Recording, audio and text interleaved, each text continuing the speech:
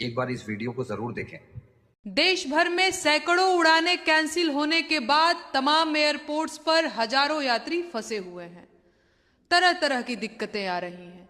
Luggage जमा हो चुका है, घर की चाबियां लगेज में हैं और लगेज वापस नहीं मिल रहा है। किसी की मीटिंग छूट रही है, किसी की शादी। खाने पीने का सामान एयरपोर्ट पर इतना महंगा है कि गुजारा मुश्किल है। कोई स्टाफ से नाराज है, कोई सिक्योरिटी वालों से। कोई रो रहा है, कोई चीख रहा है और कोई लड़ रहा है। रेल यात्री हो या विमान यात्री, नए भारत में सब गमछा बिछाकर पड़े हुए हैं।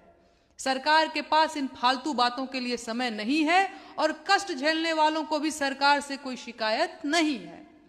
अगर फ्लाइट नहीं उड़ रही है तो इसमें सरकार क्या करे भाई?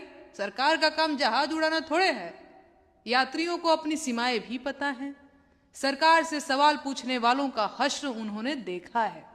वो जानते हैं कि उन्हें सरकार से सवाल पूछने की कीमत चुकानी पड़ेगी और ये कीमत 2-4 दिन एयरपोर्ट पर पड़े रहने या शादी छूटने या मीटिंग में न पहुंच पाने या दवा के बिना और ज्यादा बीमार हो जाने से भी कहीं ज्यादा हो सकती है। कुल मिलाकर वो जानते हैं कि चुप रहने में ही भलाई है। बाकी आपदा में अवसर का पाठ सब पढ़ ही चुके हैं, तो जिन विमानों से यात्रा संभव है उनके टिकट्स बेशर्मी की हद तक महंगे हो चुके हैं। ऐसे में कहा जा सकता है कि ट्रेनों में लटकने वालों पर तरस खाने वालों की हालत भी तरस खाने लायक हो चुकी है। अपनी कार्यशैली में पूंजीवाद की तरफ झुकाव रखने वाली मोदी सरकार तकलीफ देने के मामले में साम्यवादी रवैया अपनाती जा रही है। पहले रेल यात्री परेशान होते थे, अब विमान यात्री भी कष्ट झेल रहे हैं।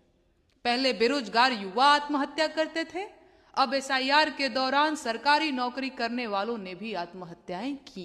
पहले गरीब लोग बैंकों का लोन नहीं दे पाते थे, अब हजारों करोड़ के मालिक भी बैंकों का लोन चुकाने में अक्षम हैं। जाहिर है सभी दुखी हैं। सवाल यह है कि अगर सभी दुखी हैं तो मजे में कौन लोग हैं? शायद वो वीवीआईपी जिनके लिए ट्रैफिक रोक दिया जाता है, या शायद वो अमीर जिनके पास अपने प्राइवेट जेट्स हैं। और बाकी लोग, उनका क्या? क्या वो एयरपोर्ट पर फंसने के लिए बने हैं या जाम में खड़े होने के लिए या ट्रेनों की टॉयलेट में यात्रा करने के लिए? सवाल ये भी है कि आम जनता, जिसमें अब विमान यात्रा करने वालों को भी बेझिझक शामिल किया जा सकता है, उनकी समस्याओं पर सरकार से सवाल पूछने का जोखिम कौन लेगा?